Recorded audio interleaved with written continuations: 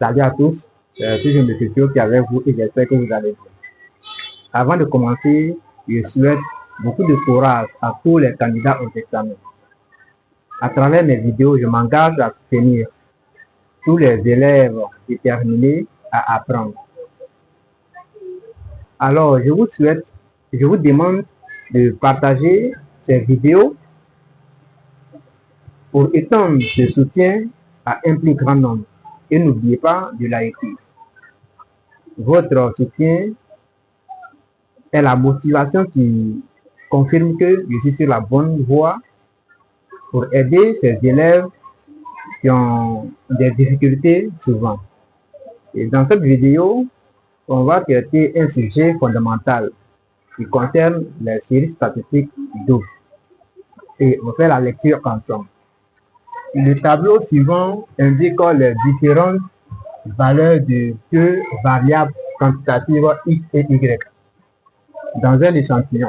Voici le tableau qui est là. Ici, x prend les valeurs dans la première ligne et y prend ses valeurs dans la deuxième ligne. La première question nous demande de construire le nuage du point. Deuxième question, calculer les coordonnées du point moyen G. Et la troisième question, calculer la covariance COV de x, y. Quatrième question, calculer les variances V de x et V de y. Cinquième question, calculer le coefficient de corrélation linéaire. Et sixième question, peut-on conclure dans ce cas l'existence d'un lien entre x et y? Donc, je vous demande de mettre la vidéo en pause pour pouvoir prendre l'énoncé. Ok, je vais effacer le tableau et on commence la correction ensemble.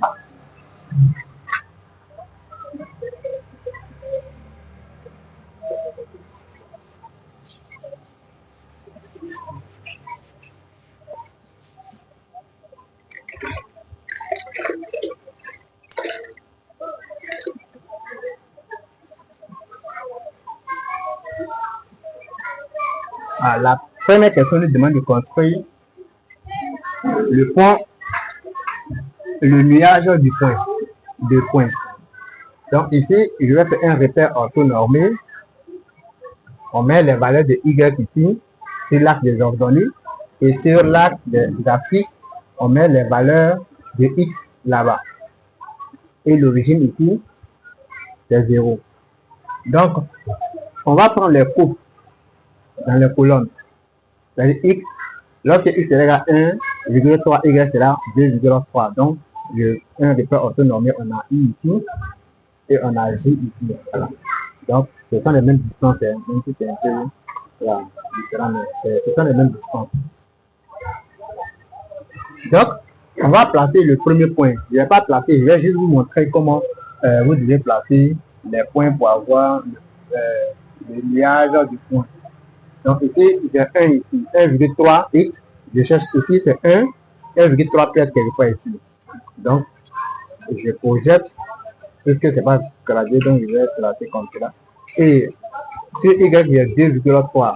Ici, 1 est ici, 2 peut être quelque part ici. Voilà. Donc, je projette, et voici les deux où ça se colle. Donc, le premier point est ici. Maintenant, le deuxième point, on a 1,5. Ici, on a 1,3, bon, 1,5 peut être quelque part ici. Et maintenant, sur Y, on a 3,5. Donc 3, ici, 1, 2, 3,5 peut être quelque part ici. Donc, je peux projeter comme cela. Et ici, je vais comme cela. Voilà. Donc ici, mon deuxième point se trouve ici. Maintenant, le troisième point, c'est 2,5. L'autre c'est 1,5, 1,5 ici, 2 est ici, bon 2,5 peut être quelque part ici. Bon, je ne sais pas, ça fait quelque part ici. Donc, je projette comme cela. Et maintenant, 2,5, on a 3,5. Ici c'est 1, 2, 2,5, 3, 3,5 peut être quelque part ici. Voilà. Ok, 3,5 est ici. Donc, C'est comme ça que vous allez placer. Voilà. C'est pas obligé que les points soient alignés, ça peut être n'importe comment. Donc vous placez comme vous placez les coordonnées d'un point dans un repère. Donc dans les colonnes, ce sont des coordonnées x est égal à dans la première ligne et y se trouve dans la deuxième colonne, dans la deuxième ligne. Okay. Maintenant, la deuxième question nous demande de trouver les coordonnées du point moyen.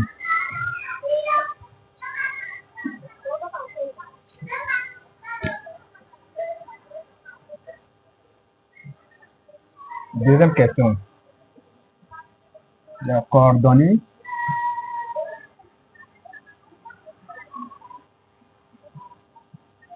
du point moyen. Voilà, ici, voilà, voici ce qu'on lui demande. Ici, vous devez comprendre que xg est égal à x bar. Alors que x bar, c'est quoi?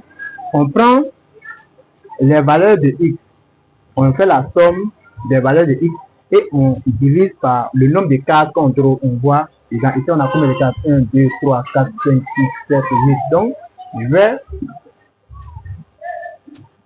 faire 1,3 plus 1,5 plus 2,5 plus 2,5 plus 2,7 plus 3 plus 4 plus 5, le tout divisé par 8 parce qu'on a 8 cases. 1, 2, 3, 4, 5, 6, 7, 8. Voilà. Et lorsque vous calculez ça, vous allez trouver 2,813. Donc ici, on a xg qui est égal à 2,813. Voici la coordonnée du point moyen suivant x. Et maintenant, on va avoir y bar. Donc ici, on fait la même chose. On fait la somme on prend la somme des éléments de y. Les valeurs de y, on fait la somme et on divise par le nombre de cases. Ici, on va avoir 1,3 plus 3,5 plus 3,5 plus 4,5 plus 4,7 plus 3 plus 2 plus 1, le tout divisé par 8 et on a qui est égal à, lorsque vous allez diviser, vous allez trouver 3,063. 3,063. Voilà. Voici les points. Donc, j'ai à pour coordonner 2,813 3,06 0,63.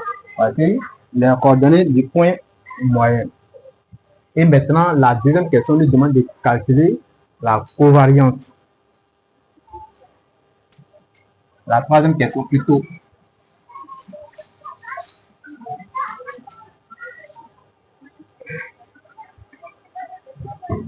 Troisième question. Covariance.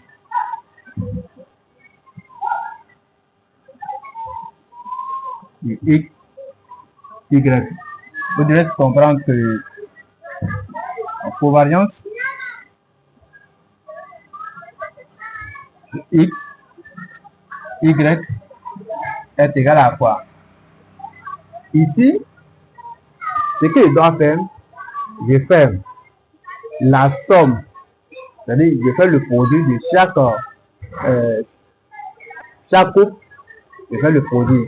Ça la fois, ça la plus ça la fois, ça la plus ça la fois, ça la plus ça la fois, ça la plus ça la fois, ça la plus ça la fois, ça la plus ça la fois, ça la plus ça la fois, ça, le tout divisé par le nombre de cases. Et maintenant, on fait moins le produit des coordonnées moyennes. Donc ici, bon, ça sera un peu long. Donc, je vais mettre égal ici. Ça va me faire égal ici. Donc, je vais faire, bon, déjà la formule d'abord. La formule, c'est, je fais la somme de x, y, y, i sur n moins x bar y bar que on a déjà calculé. Donc voici la formule de covariance. Ici, on pourrait mettre le nom, par exemple, si ce couple-là se répète deux fois, donc je suis obligé de mettre deux fois ici. Sinon, c'est la formule qui est là. Donc, qu'est-ce que je vais faire? Je vais faire ça fois ça me fait 1,3 fois 2,3 plus 1,5 fois 3,5 plus 2,5 fois 3,5 plus 2,5 fois 4,5 plus 2,7 fois 4,7 plus 3 fois 3 plus 4 fois 2 plus 5 fois 1, le tout divisé par 8.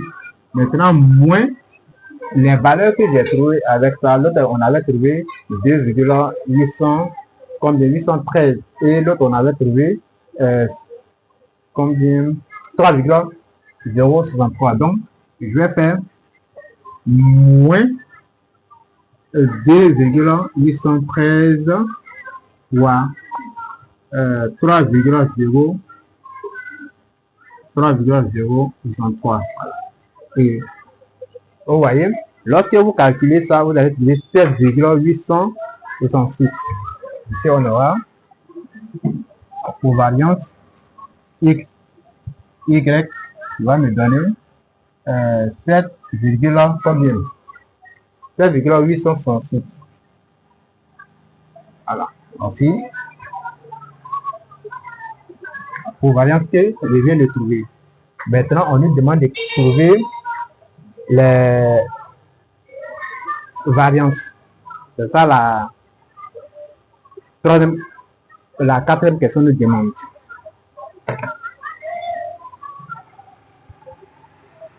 Et plutôt, vous devez trouver moins. Non, il faut calculer ça, non. Vous devez trouver ici moins 0,7. Non. Ici, après avoir calculé tout ça là, on trouve moins 0,75. Moins 0,75. Voilà. Voici, lorsque vous calculez ça, vous faites tout ça là, moins ça là, vous allez trouver moins 0,75. Parce que c'est ça qui me donnait 7,866. Voilà. Donc ici, la méthode, c'est juste voir comment on calcule les choses. Maintenant, dans les calculs, chacun peut calculer sur lui.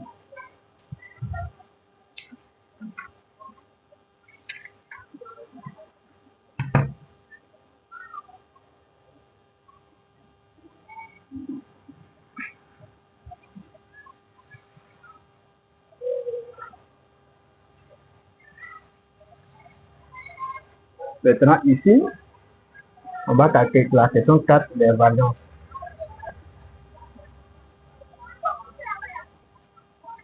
Voilà. Donc, on va calculer la variance en x d'abord. Donc, ici, on va écrire v de x. Ça, c'est tellement simple.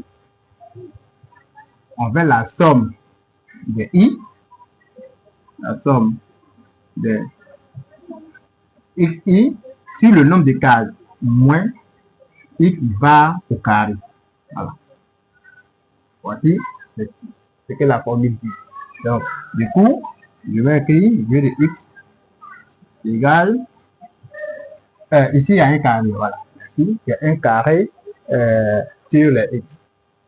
Donc, ici, je vais faire 1,3 au carré plus 1,5 au carré plus 2,5 au carré plus 2,5 encore au carré parce que je vais faire deux fois plus 2,7 carré plus 3 carré plus 4 carré plus 5 carré sur 8, le nombre de cases moins de tout ça là, moins le x qu'on avait trouvé 2,813. Donc on va faire 2,813 au carré. Alors, voici comment vous devez calculer. Maintenant, lorsque vous allez calculer, vous allez trouver v de x est égal à 1,303. Vx est égal à 1,303. Voici la valeur du v. Maintenant, pour y, la même formule, tellement simple. Ici, statistiques, ce sont des formules. Ici, le 44, et puis maintenant, ici, je vais faire la même chose. Ici, la somme, cette fois-ci, c'est y. Avec yi au carré, la somme de yi au carré sur n, c'est le nombre de cases moins le point moins la point suivant y le tout au carré. Voilà. Voici la formule qui est là. Et je vais faire la même chose. J'additionne les valeurs de y et je fais moins y bas au carré, c'est-à-dire le moyen sur le x. Donc, on va écrire égal à, ça fait 2,3 au carré plus 3,5 carré plus 3,5 carré plus 4,5 carré plus 4,7 carré plus 3 carré plus 2 carré plus 1 carré. Le tout divisé par 8 moins, on avait déjà calculé ça, on avait trouvé 3, combien 0,63 le tout au carré. Et lorsque vous allez calculer ça, vous allez trouver 1,384. Donc Vx, y plutôt, l'égal à 1,384. Voici ce que vous allez trouver. Donc vous voyez qu'on vient de calculer, on vient de répondre à la 4e question. Maintenant, la 5e question où on nous demande de calculer le coefficient de corrélation linéaire.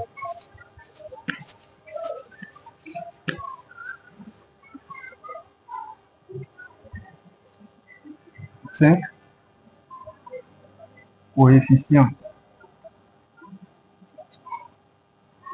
de corrélation linéaire. Ici, je vais noter ça R. Donc, R est égal à covariance de x, y sur la racine carrée de variance de x fois variance de y. Vous voyez que les formules sont liées. S'il y a une formule que tu ne maîtrises pas, c'est fini pour toi. Voilà. Alors qu'on a déjà calculé covariance, on a déjà calculé la variance, c'est moins simple. Donc je prends ça, je prends R. Là, me donner l'autre. On avait trouvé moins 0,75 et racine carrée de l'autre. Ici, on a trouvé 1, combien 1,303. Donc ici, 1,303 fois. Donc on a trouvé 1, combien 1,384. 384. Voilà. Et lorsque vous calculez ça, vous allez trouver R est égal à moins 0,56. Voilà. Voici ce que vous allez trouver. Donc ici, ce sont les formules que vous devez regarder et comment on calcule. Maintenant, la 6e question, on nous demandait si on pouvait construire, dans ce cas, un lien qui existe entre un lien linéaire qui existe entre x et y. Et ça, on reprend à partir de position de corrélation. Lorsque le coefficient de corrélation est proche de 1, on dira que il y a un lien il y a une forte corrélation entre les deux variables. Mais si le coefficient de corrélation est loin, n'est pas proche de 1, là, on ne peut pas trouver un lien linéaire entre x et y. Donc, à quel moment on dit x le coefficient de corrélation est proche de 1? Lorsque R, là, c'est de R, bon, je ne devrais pas mettre en valeur pour lui. Lorsque R est positif, si R est compris entre lorsque R est supérieur à 0, lorsque R, cette fois-ci, R doit être plus grand que 0,86, non, 87, c'est 87, et ici, on aura 1 ici. Et ça,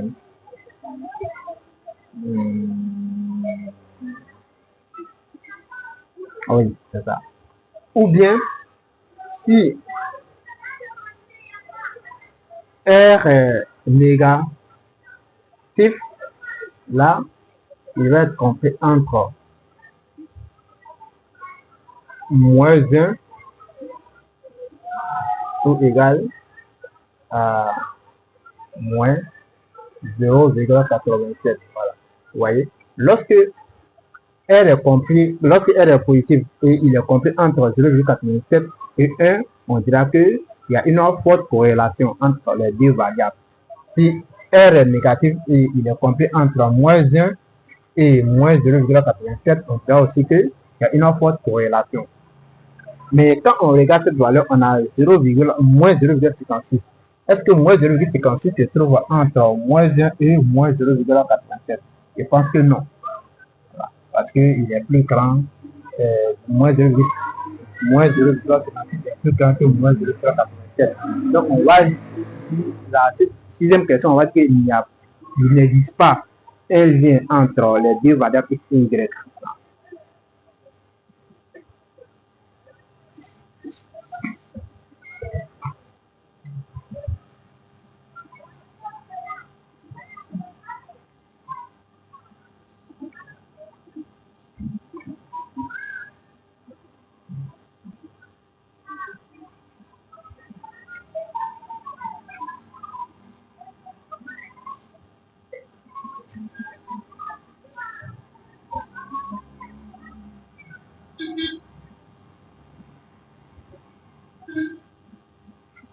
Entre les variables